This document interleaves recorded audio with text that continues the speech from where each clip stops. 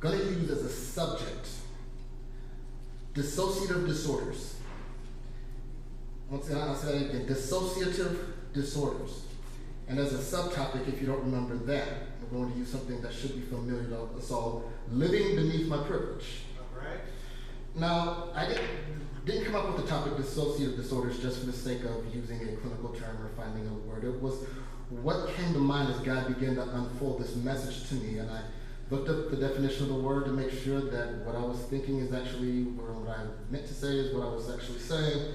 And what you get of dissociative disorders are conditions that involve disruptions or breakdowns of memory, awareness, identity, and or perception.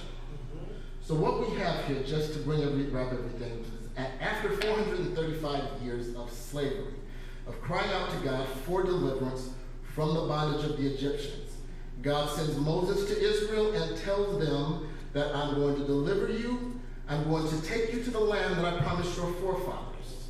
That the end of slavery is now, and God is going to move, and he's going to elevate you to a position where, into a land that flows with milk and honey, where he'll be your God, and you will be his people, and you'll have a relationship, and promises them massive blessings and the fulfillment of prophecy through the work of Moses.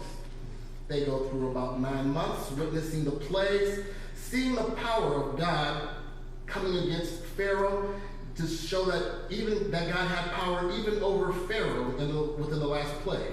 They got to see the power of God lead them and direct them out of Egypt, take them to the Red Sea, saw God's hand pull back the waters and hold back the waters so that way they could pass through on dry ground.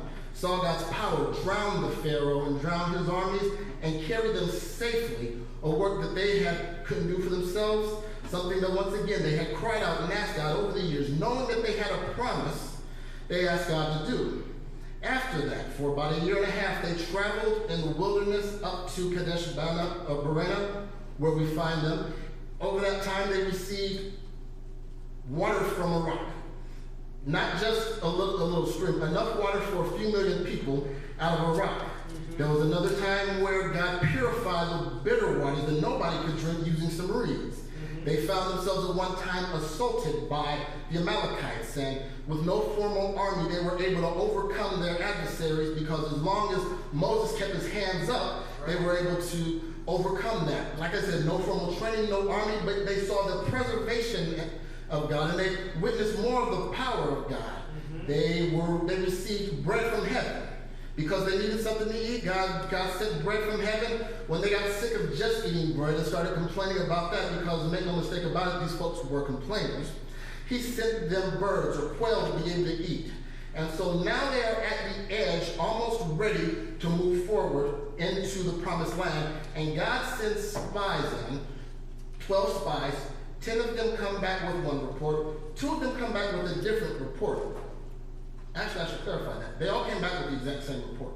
The facts of what they found in there were the exact same, but they came to different conclusions. And they saw the enemies that were surrounding. When they talk about the Amalekites, when they talk about the Hittites to the north, what they were saying is that even though this land has grapes the size of your head, it's got melons, it has, the fruit of the land is better than anything we've ever seen, it's surrounded by obstacles. There are enemies around that we can't overcome. They said that the land is a land that devours the people. What they meant by that was folks are fighting to try to keep possession of this land. This is a contentious area, and these sons of Anak, or giants, who in their mythology and in their belief, quite possibly they may have believed that these were the children of angels and people, depending on what mythology you read and what their beliefs were, that these giants were people we can't have it. And so they began to think, we need to go, it would be better for us to go back to Egypt, and we're going to pack up and head back. Now there's a couple of things that are very significant about this, and Lord be my helper, I plan to try to help somebody see a few things. First of all, I want you to understand that these people who were about to go back into bondage were already in a state of blessing. The wilderness wasn't a place of judgment yet for them. The wilderness was a place of transition and a place of blessing. Every single day they got up and found bread. Every single day they got up and had God's God provide them things that they had no means of acquiring themselves.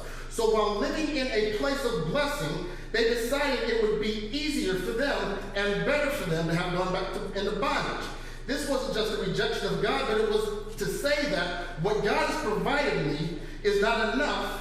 I'm discontent, and I'm going back to what I used to know. All right. Now, we may think that that sounds foolish, but when you consider, especially when you're trying to get people established in Christ, but even some of us who should have been established, when you think about trying to help people overcome drug addictions, when you think about trying to help people work their way out of abusive relationships, when you think about trying to help people get out of the gangs and the surroundings that they were in and come into something better, there comes a point in time where, yeah, they've got a job maybe and they're bringing in money, but it's not like what they remember and they think it used to be. And in spite of their blessings, they say it would be easier. They start to change what they remembered of history. Forget about the fact that you got tired of waking up in the middle of the night, not knowing what your husband was going to do to you, gripping onto a gun beneath your bed.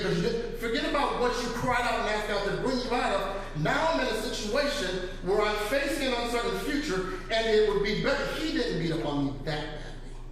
We start to redefine what we remember because we forget that God gave us a promise.